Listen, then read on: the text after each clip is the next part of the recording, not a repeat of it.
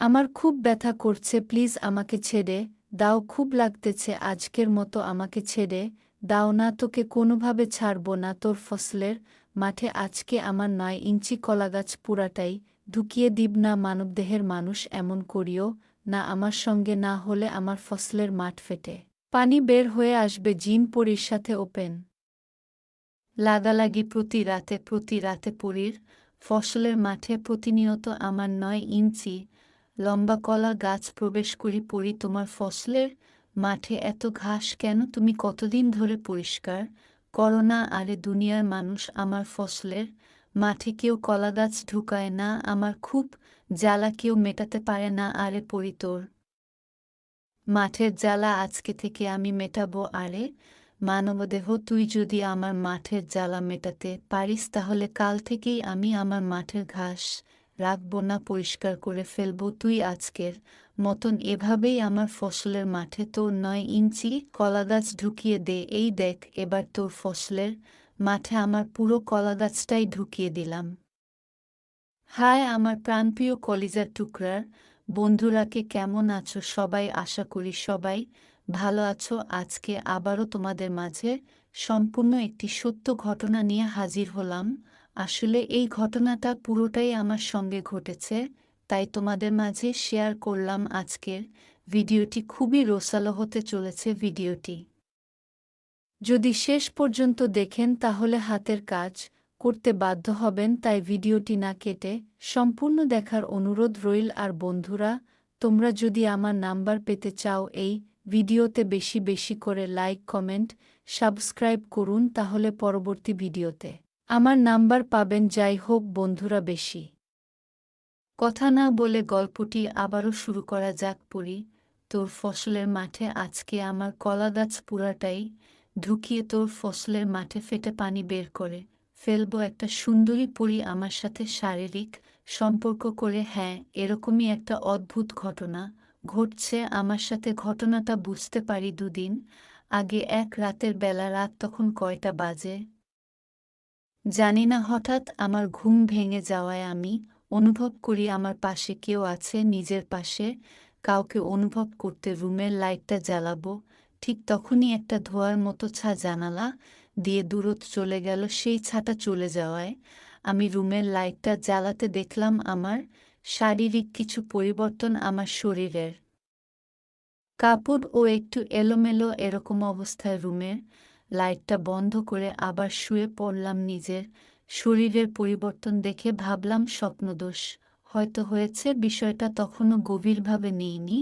এই ঘটনার পরের রাতে আমার সাথে একই রকম ঘটনা ঘটে। দ্বিতীয় রাতেও একই ঘটনা ঘটায়। আমি বিষয়টা সিরিয়াসলি নিই। পরপর 2 রাতে একই ঘটনা ঘটায়। আমি পরের রাতে না ঘুমিয়ে চোখ বন্ধ করে ঘুমানোর ভান করে শুয়ে থাকতাম, কেননা আমি দেখতে চাই আমার রুমে কে আসে। কথাম তো এরকমভাবে বেশ কিছুক্ষণ শুয়ে থাকার পর আমি দেখি আমার রুমে একটা ধোঁয়া এসে প্রবেশ করল, আর সেই ধোঁয়া থেকে একটা সুন্দরী নারীর রূপে রূপান্তরিত হলো। এরকম একটা দৃশ্য দেখে আমি খানিকটা ভোপেয়ে গেলাম, তবুও আমি আওয়াজ না করে চুপ হয়ে শুয়েই রইলাম। ওদিকে সেই সুন্দরী নারীটা আস্তে আস্তে আমার দিকে এগিয়ে এসে আমার বুকের উপর তার একটি হাত আলতো করে রাখতেই আমি খপ করে সেই হাতটা ধরে ফেলে আমি ওনার হাতটা ধরে ফেলে বলে উঠি, কে তুমি? আমি পড়ি। আমার কাছে কাছে কি চা? তোমার ভালোবাসা। তোমাকে আমার ভালো লাগে খুব। সুন্দরী সেই পরীটা আমার সামনে বসে আমার সাথে এভাবে কথা বলছে। পরীর মায়াবী চেহারা দেখে যেন চোখ সরাতে পারছি না। পরীর মায়াবী চেহারা থেকে নিজের চোখ সরিয়ে নিয়ে ওকে বললাম, তুমি কেন আমার কাছে আসো? আগে তো আসো না। আমি বুঝতে পারি তুমি আমার কাছে এসে আমাকে বাজেভাবে স্পর্শ করো, এক কথায় বলতে গেলে আমার সাথে সহবাস করো। আমার কথায় পড়ি মুচকি একটা হাসি দিয়ে বলল, এতে তোমার ভালো লাগে না বুঝি? আমি দেখো, এখানে ভালো লাগার বিষয় নয়, এটা হারাম। আমি তোমাকে চিনি না, জানি না তুমি আমার সাথে এমনটা করতে পারো না। পরি, তুমি আমাকে না চিনলে কি হবে? আমি তো তোমাকে চিনি, জানে তোমাকে আমার ভালো লাগে। আমরা তো অদৃশ্যভাবে চলি আমাদের চলার পথে, কাকে কখন ভালো লাগে সেটা নিজেও জানি না। তোমাকে আমার অনেক ভালো লাগে ভালোবাসি বলে, তোমার সাথে সহবাস করি, তুমি মন থেকে একবার মেনে নাও, তোমারও ভালো লাগবে পরীর এরকম। কথায় ওকে বললাম না আমি আর এই বিষয়ে কথা বলতে চাই না, তুমি এখন চলে যাও। আমাকে বিরক্ত হতে দেখে পরী মিষ্টি কণ্ঠে বললেন, ঠিক আছে আমি চলে যাচ্ছি, কিন্তু একবারে না, আমি তোমার কাছে আবার আসব, বারবার আসব। ভালো লাগার মানুষের কাছে কে না আসতে চায় বলো? কথাটা বলে পরী আমার কপালে তার একটা আঙ্গুলের স্পর্শ দিতেই আমার কিছু মনে নেই, মনে হলো ওর স্পর্শে ঘুমিয়ে গেলাম সকালে। আমার আমার ঘুম ভেঙে যায় ফোনের আওয়াজে। বন্ধু সুমন ফোন করছে, ওর ফোন পেয়ে ঘড়ির দিকে তাকিয়ে দেখলাম ৯টা বাজে, হয়তো কলেজে যাবার জন্য ডাকছে। ঘড়িতে ৯টা বাজে দেখে তাড়াহুড়ো করে উঠে ফ্রেশ ও নাস্তা শেষে চলে গেলাম কলেজে। কলেজে যাবার পর ক্লাস শেষে মাঠে বসে বন্ধুদের সাথে আড্ডা দিচ্ছিলাম। আড্ডার এক ফাঁকে আমি আমার সাথে ঘটে যাওয়া ঘটনাটা ওদের বলতেই ওরা হাসতে হাসতে বলল, সুমন কিরে নিশাত, আজকাল তোর সাথে পরীর শারীরিক সম্পর্ক হয় নাকি? সাদিয়া: আরে হতেও পারে, তোর কি ভাগ্য, নিশাত মানুষ তো পরীকে দেখতেও পারে না, আর তুই ডাইরেক্ট পরীর সাথে থাক না বলে। এদিকে বন্ধু সুমন ও সাদিয়া কথা শুনে জান্নাতের দিকে তাকিয়ে দেখলাম ও চোখ বড় বড় করে আমার দিকে তাকিয়ে আছে। এটা দেখে আমি বললাম, তোমার আবার কি হলো, আমার দিকে এভাবে তাকিয়ে আছো কেন? আমার কথায় বন্ধু সুমন বলল, রাগ করবে না, কেউ কি চায় তার বয়ফ্রেন্ডের সাথে অন্য কেউ শারীরিক সম্পর্ক করুক? ভাগ্য ভালো কোনো পরী করছে, কোনো মেয়ে হলে তো।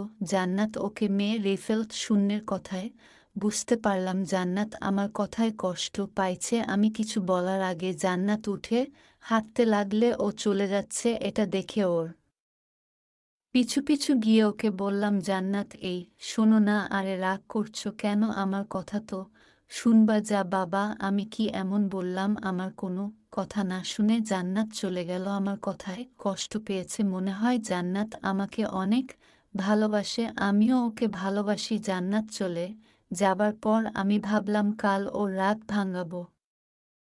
এদিকে আমার শরীরটাও ভালো লাগছে না, তাই বাড়িতে চলে গেলাম। পরীর সাথে সহবাস গল্পটার প্রথম পর্ব যারা পড়েননি পড়ে নিবে। বাড়িতে যাবার পর সেই রাতের ঘটনা আগের রাতের মতো এই রাতেও আমার ঘুম ভেঙে যায়। আমার ঘুম ভেঙে যেতে আমি বুঝতে পারি আমার শারীরিক অবস্থা, আমি বুঝতে পারি সেই পরী আজও আমার সাথে শারীরিক সম্পর্ক করছে।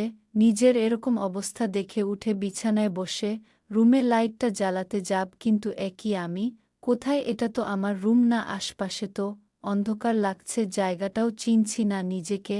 অজানা এক জায়গায় দেখে চিৎকার করে মা বাবাকে ডাকতে লাগলাম, মা বাবা তোমরা কোথায়? আছি, কেউ কি আছো এখানে? আমার কথায় কোথা থেকে একটা আলোর ঝলকানি এসে পড়ল আমার পাশে, আর সেই আলো থেকে রূপনীল সেই পরী আমার কাছে এসে বলল, তুমি চিৎকার করছো কেন? তুমি কি ভয় পাত্তা? ভয় পাবো না, তুমি আমাকে কোথায় নিয়ে আসছো? এটা কোনো জায়গা? আমাকে বাড়িতে রেখে আসো। মা বাবা তোমরা কোথায়? পরী বল, এই চিৎকার করো না, তোমার চিৎকার কেউ শুনবে না, আমি তোমাকে নিয়ে আসছি, তোমাকে রেখেও আসব। পরীর কথায় ওকে বললাম, কিন্তু তুমি আমার সাথে কেন এসব করছো?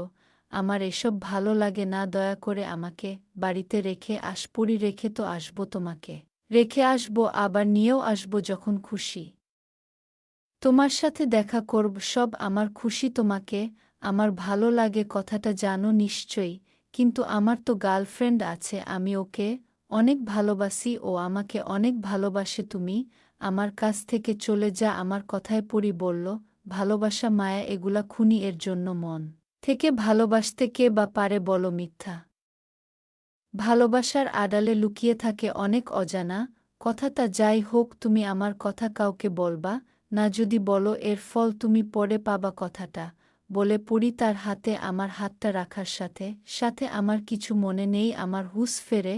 সকালে মা বাবার ডাকে মা বাবা বলছে, বাবা নিশাত কি হয়েছে তোর, তুই ঠিক আছিস তো? মা বাবার ডাকে আমি উঠে বসে বললাম, মা বাবা তোমরা আমার রুমে কিভাবে এলে? আমি তো দরজা খুলিনি। আমার কথার জবাবে বাবা বললে, আরেক কথা তো সেখানেই, তোর ঘরের দরজা খোলা কেন? দরজা খুলে ঘুমিয়েছিস নাকি কি হো? আমি তো দরজা লাগিয়ে ঘুমিয়েছিলাম, দরজা তো খুলিনি।